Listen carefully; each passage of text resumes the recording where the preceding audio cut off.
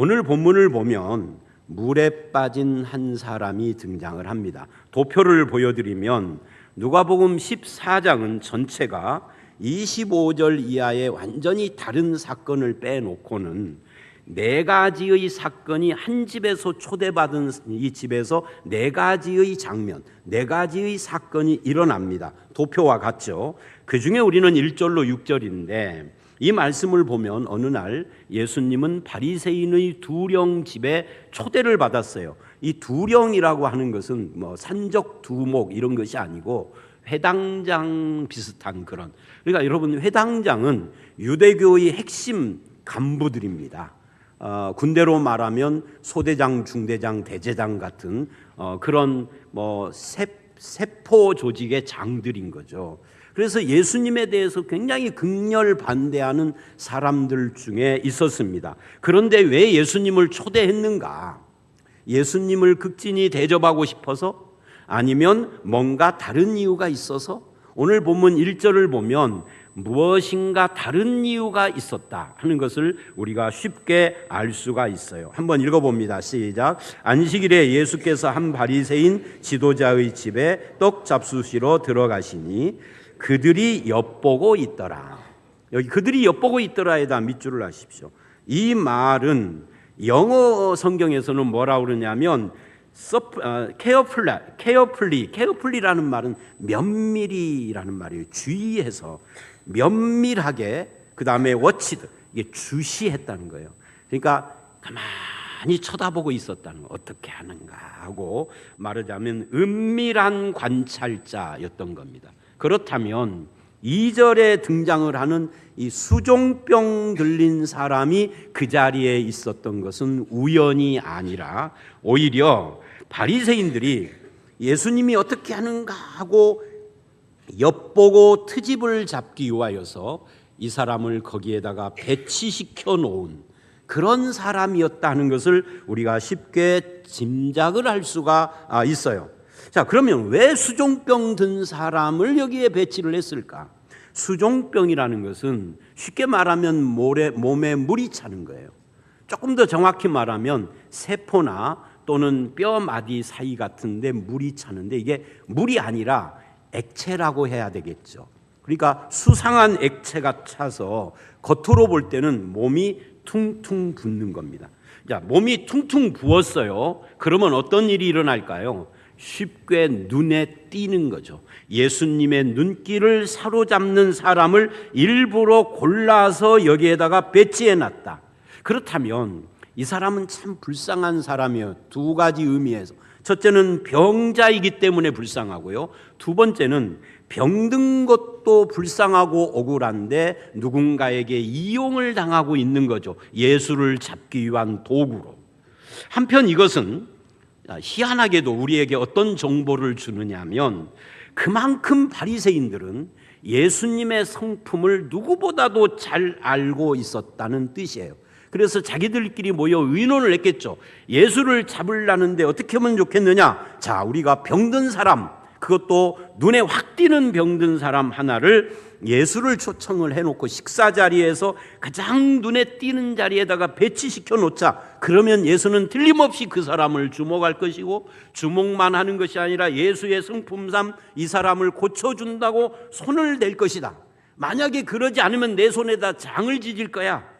반드시 고쳐줄 거야. 그런데 고쳐주면은 예수를 잡는 거죠. 왜? 안식일이니까. 그래서 배가 퉁퉁 부은 수종병자를 거기에다가 배치시켜 놓은 겁니다. 그들에게 이 사람은 어떤 가치를 가지고 있느냐? 자기들이 예수 잡는 이 작전에 소모품 또는 도구처럼 사용을 하는 그런 존재였던 거죠. 얼마나 이 사람을 하찮게 생각을 했으면 자기들의 목적을 위한 도구와 수단으로 그렇게 생각을 했을까? 그런데 이것이 이들만의 문제가 아니라 우리가 사는 이 세상에 저와 여러분이 겪고 어쩌면 저와 여러분이 갑이 돼서 이런 짓을 하고 있고 또는 을이 돼서 이런 짓을 당하고 있는 이 세상의 모습이죠. 이 바리새인들의 그런 음모는 예수님의 성품을 잘 이해했다라는 전제로 진행이 되는 겁니다. 그들은 예수님을 어떻게 이해했느냐면 어려움을 만난 사람, 병든 사람, 불쌍한 사람을 만나면 그냥 넘기지 않는 분이 예수님이다 하는 것을 알았어요. 그리고 그들이 예측한 대로 예수님은 그대로 행하셨습니다. 많은 사람이 거기 있었지만 예수님의 눈에 안 들어왔어요. 수종병 든 사람만 눈에 확 띄었습니다. 그리고는 3절에 질문을 하십니다. 한번 읽어봅니다. 시작. 안식일에 병 고쳐주는 것이 합당하냐 아니하냐. 근데 4절을 보면은요, 사람들이 대답했어요 안 했어요? 아무 대답을 안 했습니다. 이것은 부인을 한 것도 아니고 긍정을 한 것도 아니고 그냥 잠잠했다는 거예요. 그래서 예수님은 이러는 거죠. 그래 너희가 대답을 안 해서 그럼 나는 그거를 긍정으로 이해할 거야 하고는 그냥 고쳐주십니다. 예수님은 대답이 듣고 싶어서 물었을까요? 아닙니다. 그러면은 왜 이 질문을 했을까요? 저들을 일깨워주고 싶어서 이 질문을 한 겁니다. 뭐를 일깨워주려고 했을까요? 이런 거죠.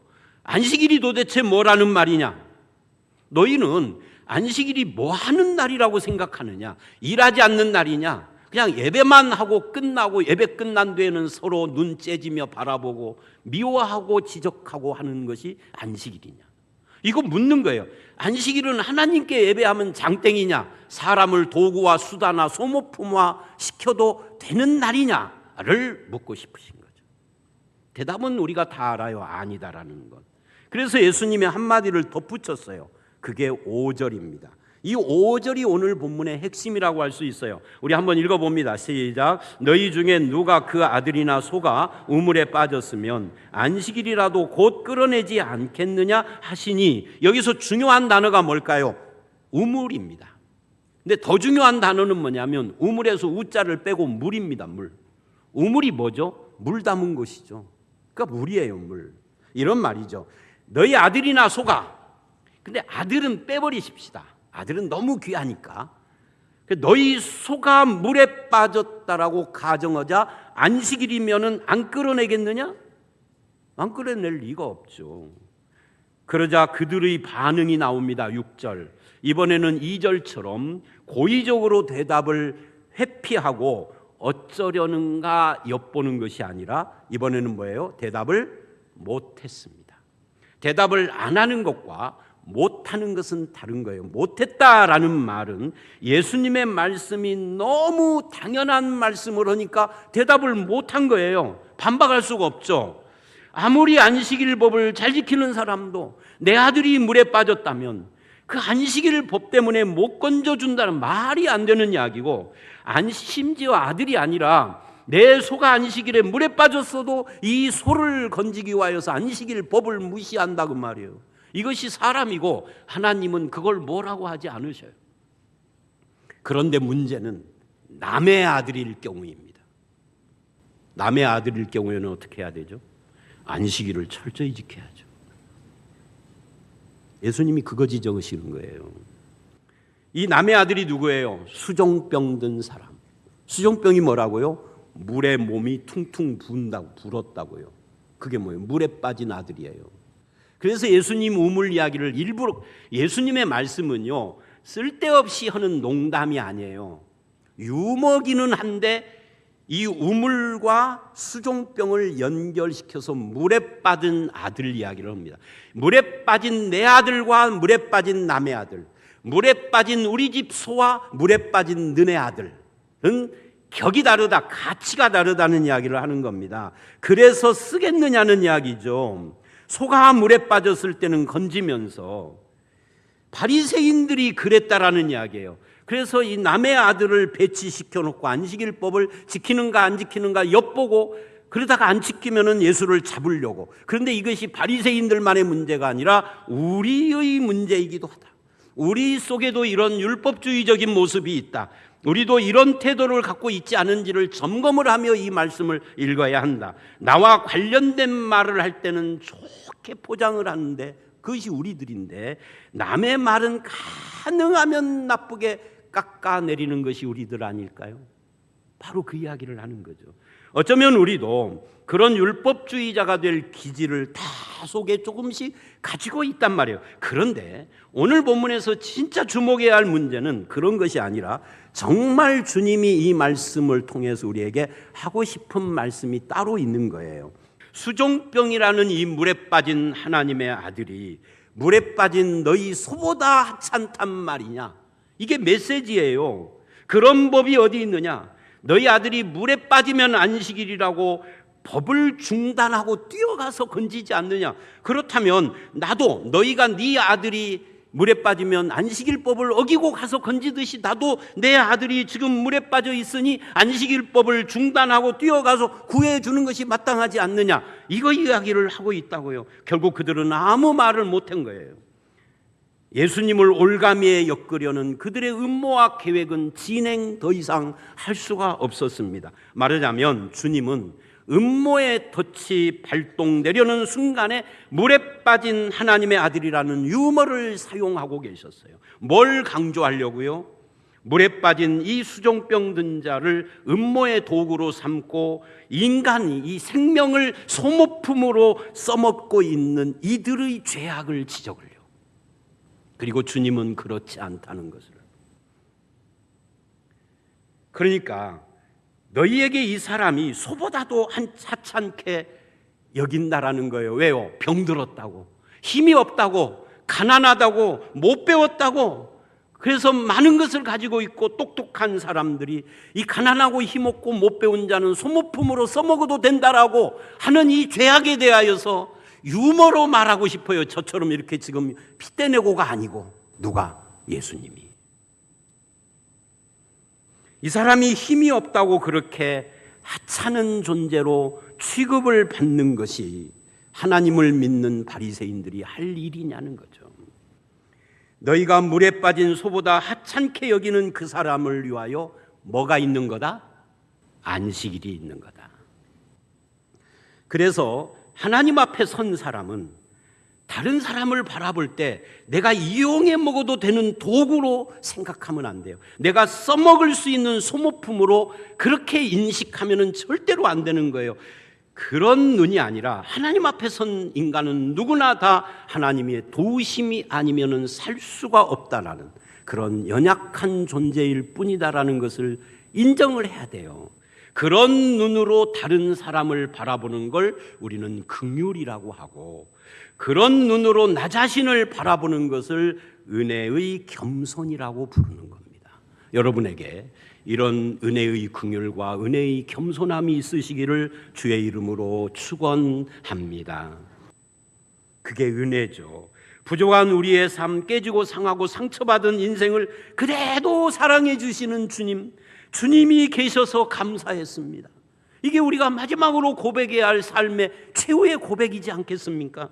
그래서 성경은 우리에게 네가 왜 성도가 된 줄 아느냐? 너에게 어떤 조건이 있고 자격이 있고 실력이 있고 재능이 있어서가 아니라 오직 하나님이 너를 불쌍히 여기셔서 너를 자기 백성 자녀로 삼아서 네가 성도인 것이요, 너에게 있는 모든 것은 하나님이 허락하셔서 너에게 있는 것이다. 그것으로 네가 살아왔다. 성도는 바로 그 쓸모없는 자리에서 하나님의 은혜로 구원해 주시고 구원과 동시에 생명과 경건에 속한 모든 것을 선물로 주셨다란, 여기서부터 출발을 하는 거잖아요. 그래서 내게 있는 어떤 조건이 아니라 은혜와 긍휼과 사랑에 의하여서 선택받은 나라는 사실을 알고, 이게 이제 신앙의 기본 자리예요. 언제나 우리는 이 생각을 해야 하는 겁니다. 원래는 나에게 없었어, 이것이. 이 생각을 꼭 해야 돼요. 원래는 이것이 나에게 있었던 것처럼 생각하는 사람은 바리새인이요. 없었어요. 없었는데 주님이 주셔서 여기까지 왔다. 이게 신앙의 가장 기본이거든요. 이걸 오늘 본문식으로 말하면 내가 바로 물에 빠진 자였었어. 그런데 주님의 은혜가 거기서 나를 건져주셨습니다. 우리는 빈손 들고 하나님 앞에 온 자였어요. 그런데 하나님께서 채워주셨어. 그래서 뺏길 것도 없고 실패할 것도 없는 그런 자가 된 것이죠. 이것이 신앙의 기초라고요. 여러분, 주님이 명예에 관심이 있습니까? 부귀에 관심이 있습니까? 정치에 관심이 있습니까? 이 자리에 국무총리가 와 있든지 국회의장이 와 있으면 주님이 벌떡 일어날까요? 저는 아니라고. 만약에 대통령이 와 있어서 예수님이 벌떡 일어난다면 그 예수님 나 안 믿을래. 주님은 그런 것에 관심이 없으세요. 사람이 욕을 하거나 칭찬을 하거나 무슨 법을 지키거나 안 지키거나 다 주님의 관심이 아닙니다.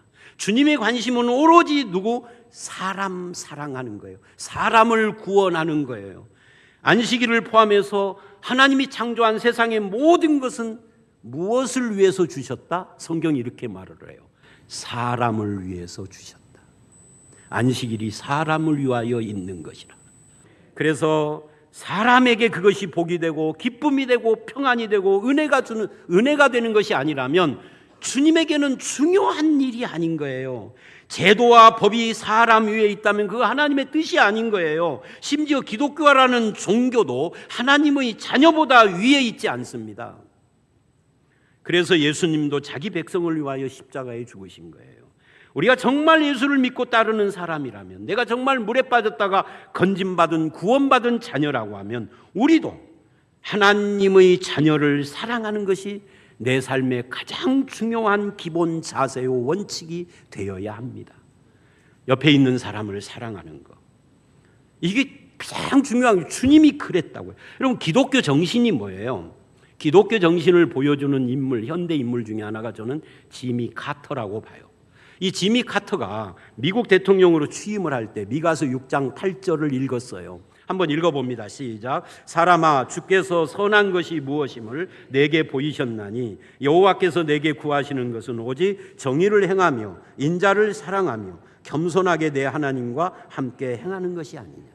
그래서 지미 카터는 욕을 많이 먹었어요. 아니, 조그만 나라를 그냥 압박을 하면은 미국에 이익이 올 텐데 지미 카터는 아무리 국회에서 압박을 하고 여론이 압박을 해도 절대 안 해. 이란하고도 관계가 있었죠. 미국 사람들을 이란에서 인질로 잡았어요. 미국에서 여론이 들끓었어요. 폭격 맥방을 하면은 항복한다. 인질 구해라. 그래서 지미 카터가 안 해요. 그러니까 무능하다라고, 물태우라고 계속 욕을 했습니다. 지미 카터가 안 한 이유는 딱 하나예요. 그렇게 할 수가 없었기 때문이에요. 왜? 기독교인이었거든. 트럼프도 기독교인이라고 하지만 막 폭탄 던지잖아요. 그건 가짜 기독교인. 진짜 기독교인은 막 폭탄 던질 수가 없어. 하나님을 믿었기 때문에. 그러면 기독교 정신의 핵심이 뭐예요? 하나님 경외잖아요. 이 하나님 경외가 어떻게 나타나는 겁니까? 예배로만 나타나는 겁니까? 아니요. 예배로만 나타나는 건 바리새인이고, 하나님 경외는 예배뿐만 아니라 이웃을 존중하고 생명을 사랑하고 약자를 배려하는 것으로 나타나야 진짜 하나님 경외인 거예요. 지미 카터는 그래서 안 하는 겁니다. 하나님을 사랑하는 사람은 반드시 사람을 존중해요. 생명을 사랑해요. 약자를 배려해요. 그러나 믿는다라고 누구나 하나님을 경외하는 자들은 아닙니다. 본문에 등장하는 율법교사와 바리새인들이 그런 거예요. 이들은 하나님을 잘 믿지만 다른 힘없는 사람을 자기들의 도구로, 소모품으로 이용하고 있잖아요. 이건 하나님을 예배하는 자가 아니에요. 그러나 예수님은 이것 때문에 공격을 받을 것이 분명한데도 사람을 존중하고 약자를 배려하고 생명을 사랑하는 일에 기꺼이 자기를 드리고 있는 거예요. 정혜신이라는 사람의 에세이를 제가 참 좋아하는데, 이분이 쓴 에세이가 많은데 그 중에 하나가 마음미술관이라는 것이 있어요. 거기에 등장하는 촉감의 기억이라는 글이 있습니다.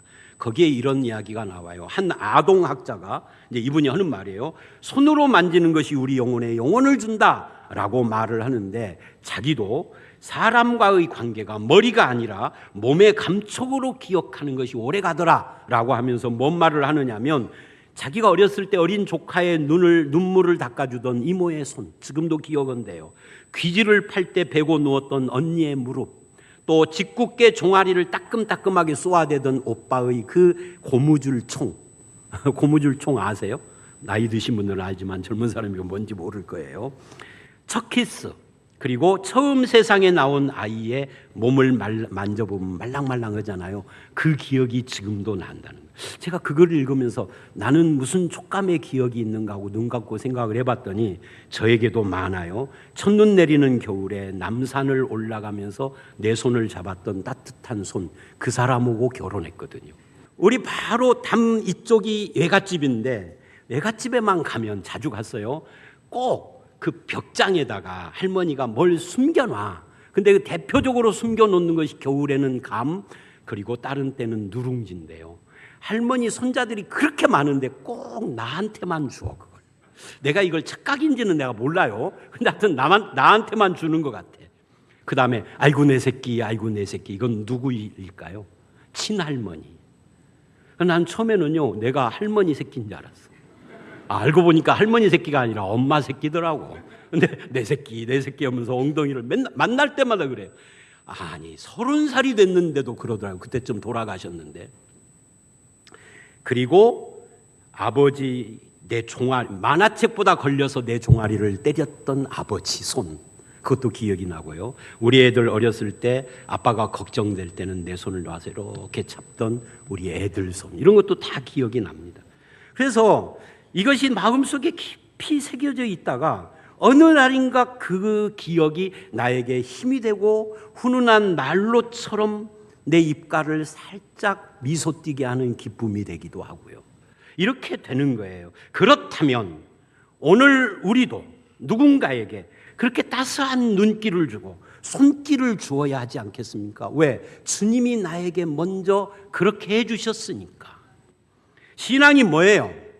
신기태 나정성 권사님이 여기 와 계시면 미얀마 선교 13년 오고 오셨는데 제가 엊그저께 식사 자리에서 이렇게 쳐다보다가 나 권사님이 권사님 미얀마에서 뵀던 그 얼굴이 아니네요.